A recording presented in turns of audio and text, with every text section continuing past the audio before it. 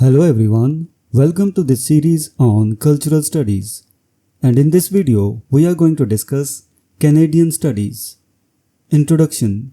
Canadian studies encompasses a body of work that focuses on Canadian society and culture. It differs from contributions made by Canadians like Harry Johnson in economics or Northrop Frye in literary criticism, which have contributed to general knowledge with their disciplines.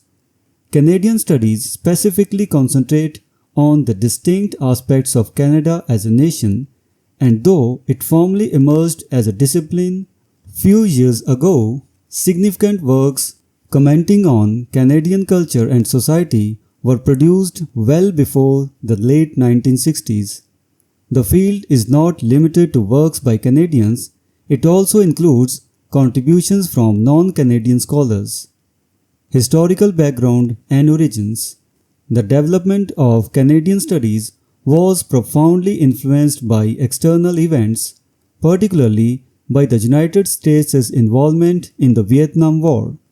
The physical proximity of Canada to the US and the intense debate about Canada's role in the conflict spurred Canadian intellectuals to closely examine what made their country unique.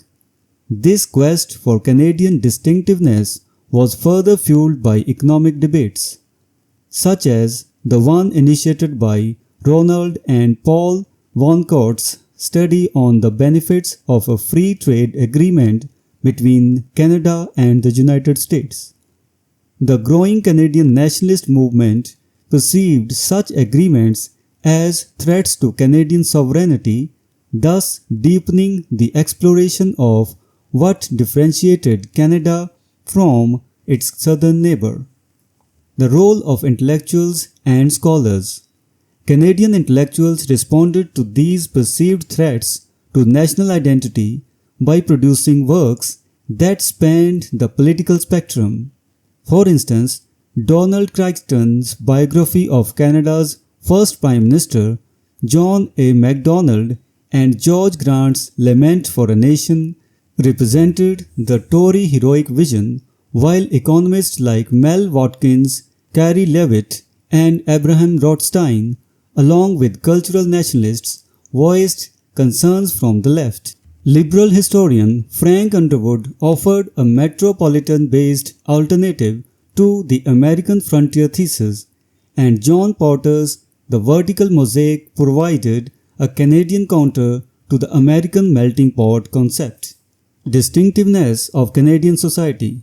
Since the American Revolution, Canadians have often viewed their nation as an alternative to the United States, with its roots in its colonial history under France and England. The social institutions, laws, and culture of Quebec in particular retained a distinctly North American character.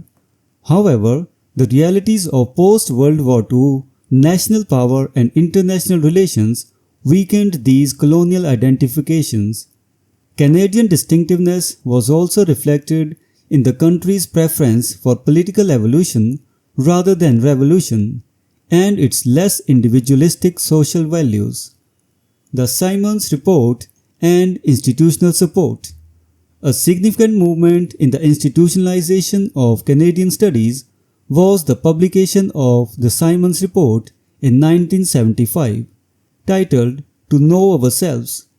The report called for increased curricular attention and funding for the study of Canadian society and culture at all educational levels.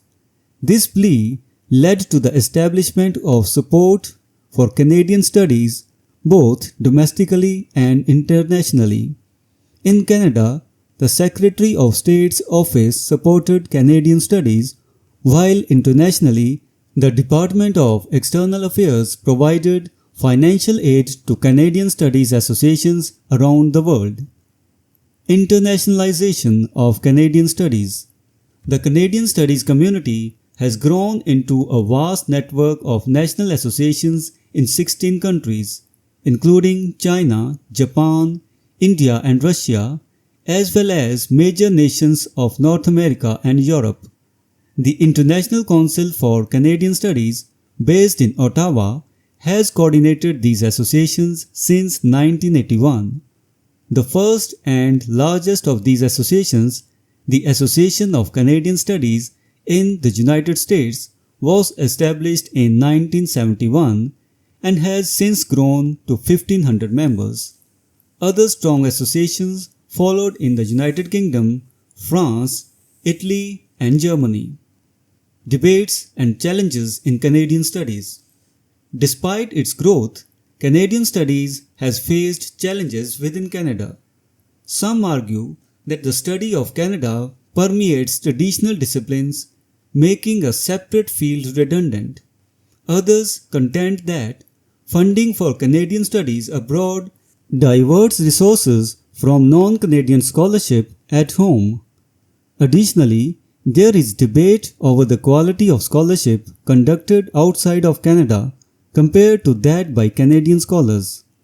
However, the importance of international recognition for Canadian culture and society has justified the continued support for Canadian studies abroad. Canadian studies and national identity. Canada's geography and climate have played a significant role in shaping a national identity. Literature and art, for example, have been heavily influenced by the need to engage with the vast, diverse landscapes of the country. Early Canadian literature often centered on rural settings, while Canadian art, as exemplified by the Group of Seven, portrayed the landscape as awe-inspiring and indifferent. However, as Canadian society has evolved, so too has the focus of Canadian studies, expanding to include urban development, native rights, environmental policies, and cross-border issues. Contemporary developments. In recent years, Canadian studies have expanded beyond traditional disciplines to explore contemporary issues such as urban development, environmental policies, and the rights of native peoples. Canada's major cities, once considered secondary to its vast natural landscapes, have now become central to its cultural and economic life. This shift is reflected in the works of writers like Robertson Davis, Margaret Atwood, Michael Ondaatje, who set their fiction in urban environments. The growth of cities, the influence of international movements in art, and the rise of native political activism have all contributed to a more complex understanding of Canadian culture and society. Conclusion. Canadian studies, while relatively young as a formal discipline, has played a crucial role in defining and exploring Canadian identity. The field has evolved from a focus on rural and wilderness settings to encompass a wide range of contemporary issues, reflecting the dynamic nature of Canadian society. As Canada continues to navigate its relationship with its geography, its history, and its neighbors, Canadian studies will remain an essential lens through which to understand the unique character of this diverse nation. So this was the discussion on Canadian studies. We will meet in the next video and discuss some other topic. Until then, goodbye and thank you.